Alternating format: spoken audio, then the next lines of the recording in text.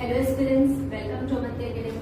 So in today's video, I am going to discuss one of the very important environmental doctrine, and that doctrine is public trust doctrine. I will also discuss all the current Supreme Court judgment regarding this doctrine. So first let us understand what is this doctrine all about. This doctrine says that all the natural resources of the earth, for example, rivers, forests, lakes, ponds, wetlands, air, sea and water. So all these resources should be taken care of by the government.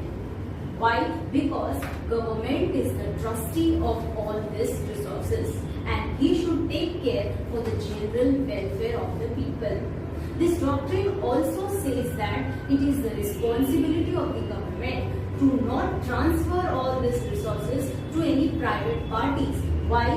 Because private parties can harm the public interest at large. Clear? Now if you talk about the origin of this doctrine, then this doctrine was propounded by Roman Empire since 1500 years ago. Roman king Justinian, he stated that the air, the sea and the water, these are all common to the public, and that's why all these are entrusted to be used by everyone. Now after the fall of Roman Empire in 1215, the Magna Carta codified the Justinian words, right? And so that's why in England, the king had the ownership of the land, but the king had to take care about the public trust doctrine. Clear? If we talk about the modern revival of this doctrine, then the modern revival of this doctrine has been done in America in the landmark judgment of Illinois Central Railroad versus Illinois 1892 case. Now in this case, the court came up with the principle that the state should not hand over its trust of resources in private hands. Why? Because the private ownership may harm the public interest at large. So we can conclude that the public trust doctrine, in fact the concept of public trust doctrine has been borrowed from the US Supreme Court decision of 1892 case. Clear? Now let us see that whether our Indian constitution has any provision which supports the public trust doctrine. Yes, then definitely if we see part 3, that is fundamental rights, we have article 21, and this article 21 is saying what? Right to life and personal liberty. And this right also includes what? Right to clean and healthy environment. So it is the responsibility of the government to guarantee all the fundamental rights to the citizens, right? So that's why it is also the responsibility of the government to protect the environment, and protection of environment is nothing but what? Public trust doctrine. Then if we move to part 4, that is directive principle of state policy. Now in this part we have an article, that is article 48A. And this article 48A, it directs the state to protect and improve the natural environment, including forest and wildlife. So again, this is also imposing a duty on the state to protect what? The environment. And if we move to next part, that is part 4A, and that is what? Fundamental duties, and article is article 51A clause G. So this article is saying that every citizen, in fact it is the duty of every citizen to protect and improve the natural environment, including rivers, lakes, wildlife, etc., and to have compassion for the living creatures. So we can say that definitely our Indian constitution has many provisions which support the public trust doctrine. Clear? So now let us see that how this public trust doctrine evolved in India through various landmark judgments. So this doctrine was first accepted in India through the landmark judgment of MC Mehta versus Kamal 1997 case. Now let us understand what was the issue in this particular case. Basically issue was what? Construction of a hotel near the mouth of river Beas in Himachal Pradesh. Actually at that time, the Environment Minister Mr. Kamal, he allowed the construction of a hotel where in a land. Okay, now this land was actually taken by the private company from the government on a 99-year lease. And this land was basically a forest land and it was rich with greenery. So Mr. Kamal, he allowed the Span Motel Company to construct a hotel near the river Beas. How? by blasting the riverbed, and in a way it diverted the course of that particular river. So that's why at that time in Indian Express one article came and it reported about this particular incident. So this report stated that the motel management is interfering with the natural course of river Bias, and that's why it can harm the environment. So Supreme Court initiated a suo motu action based on this particular report. Now what Supreme Court said that in this particular case the Supreme Court applied for the first time the term public trust. And why this public trust? Public trust is the Supreme Court said that it is regarding the protection and preservation of natural resources. So the Supreme Court held that public trust is like an order for the state to use the public property for public purpose only, because natural resources are the gift of nature and the public are the beneficiaries of all these resources. And since state is the trustee of these resources, so that's why it is the obligation of the state to protect these resources, and so state cannot transfer these resources to any private ownership for the benefit of their own goal. So that's why the court ordered the company, right, to restore the environment. So the court said that you should pay compensation. Why? For the restoration of the environment of that particular area under the polluter pays principle. So this was the judgment given by the Supreme Court in this particular case, and we can say that the Supreme Court finally came in between to protect the environment under the public trust doctrine. Now let us see the next case, that is Majra Singh versus Indian Oil Corporation 1998 case. Now what was the issue in this case? The issue was location of LPG plant. Now the petitioners, they contended that the location of the LPG plant, which was used to fill the gas cylinders, this was located near the village Kartholi in Jammu district. And so the location could harm the people who are residing in that particular locality. But on the other hand, the respondent said that we have taken every step for the protection of the environment.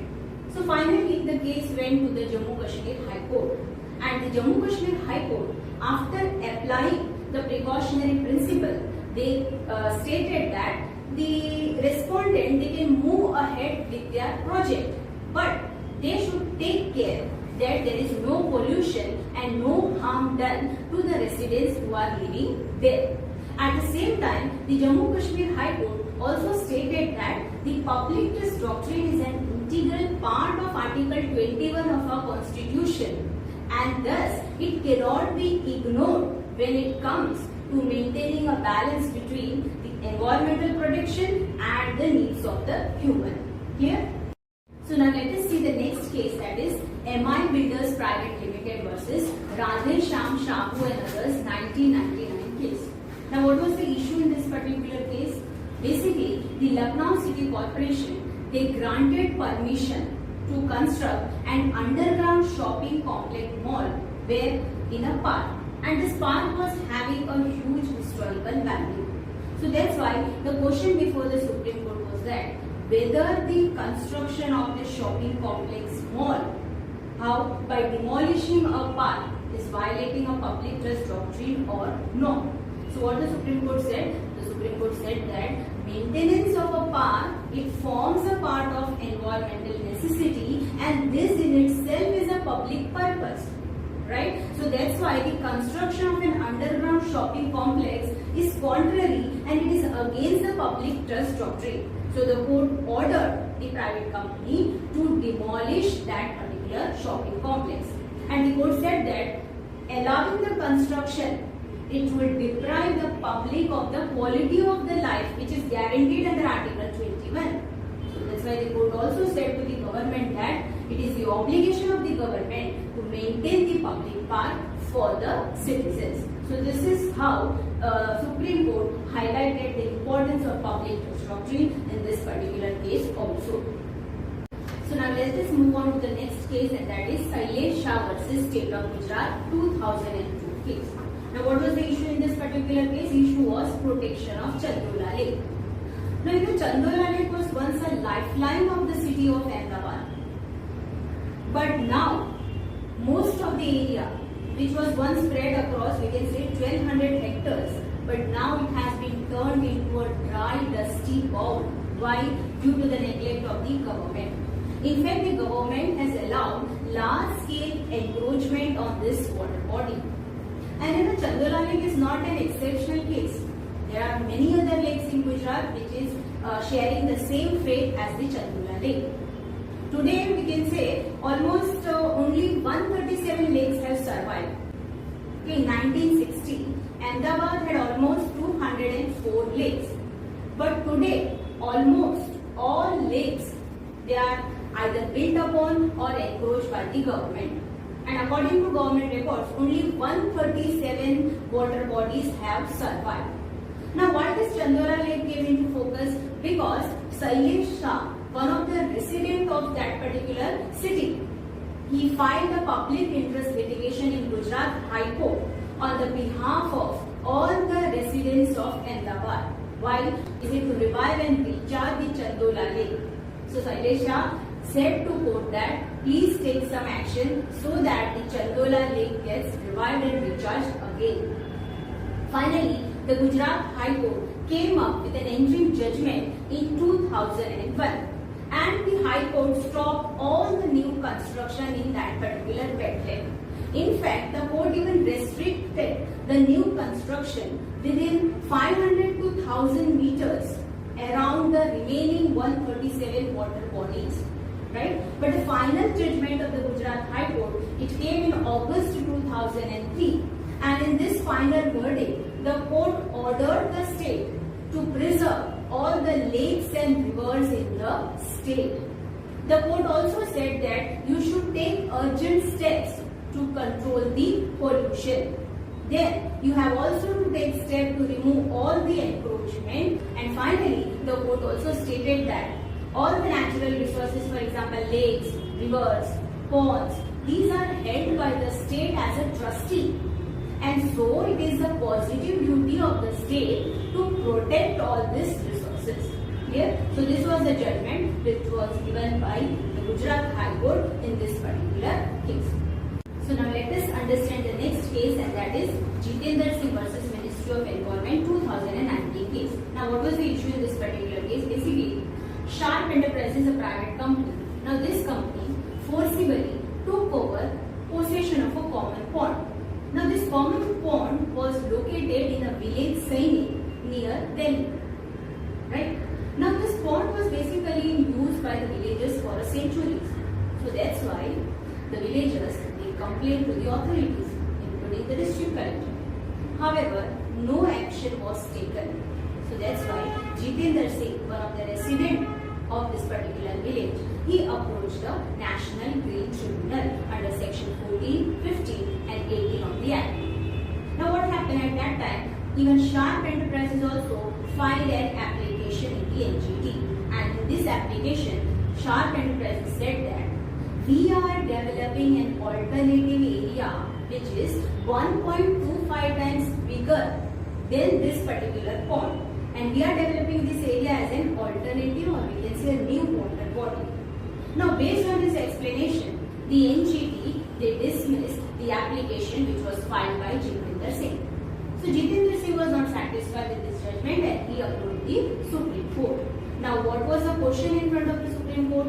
The question was whether it is permissible for the state to alienate the common water bodies to industrial purpose, under the guise of developing an alternative area. मतलब एक alternative area अगर वो बना देगी तो उस contest में क्या हम कोई भी कॉमन वाटर बॉडी है वो इंडस्ट्रियल पर्पस के लिए कोई प्राइवेट अथॉरिटी को दे सकते हैं? ये सवाल आ जाता है सुप्रीम कोर्ट के सामने. सुप्रीम कोर्ट ने क्या डिसीजन दिया? Supreme court said that first of all supreme court said that the decision of the Greater Noida Industrial Development Authority to allocate all the ponds in village Saini to a private company for the development, this decision itself violates the principle of non-alienation of common water bodies, which was propounded by Supreme Court in Jaspal Singh versus State of Punjab 2011 case. तो ये जो उनको permission दिया वही इनसे in fact गलत है. Next, the court also said that if you are extinguishing any natural water body, then it will cause harm not only to the flora, fauna, but also to the communities who are relying on that particular resources. तीसरा supreme court ने ये बोला कि any scheme, right, which declares that you can alienate the common water body, this itself is against the constitutional duties. Because Constitution ने क्या बोला है under Article 48A that state should protect and improve the natural environment. Apart from this, Constitution 51A clause G में क्या बोला कि citizen को भी protect करना चाहिए. तो ये दोनों duties के खिलाफ जा रहा है. Correct? The Supreme Court also said that common water bodies are the lifeline of the villagers because they are dependent on them for drinking water and it is also an important source of fishery. So आप ऐसे जो है common water bodies को eliminate नहीं कर सकते. Clear? So finally, the Supreme Court ordered the Greater Noida Industrial Development Authority to protect, maintain and preserve the pond which is located in village 7. Clear? Now let us see the next case, and that is Reed T.N. Godavarman versus Union of India and others 2022 case. Now in this particular case, the Supreme Court upheld the public trust doctrine and stated that it is the state responsibility to act as a trustee of the natural resources while for the common benefit of the people. The Supreme Court also said that natural resources should be used by the citizens in a sustainable manner, because if citizens will not use these resources in a sustainable manner, then these resources would be extinct one day. Right? The court also said that in fact every forest is required to have an eco-sensitive zone which should be at least 1 kilometer long. Why? Because it will help in the protection and it will also minimize the depletion of the forest. And lastly, the court also said that public trust doctrine is an integral part of an Indian legal system, and that's why it should be used by the government to protect the natural resources and should not transfer any of the natural resources to the private property. Clear? So in this particular case, basically the court reminded the government that government is the trustee of all these resources. Government is the sovereign of all these resources. Clear? Let us see last case, and that is Union of India versus Reliance Industry Limited 2023 case.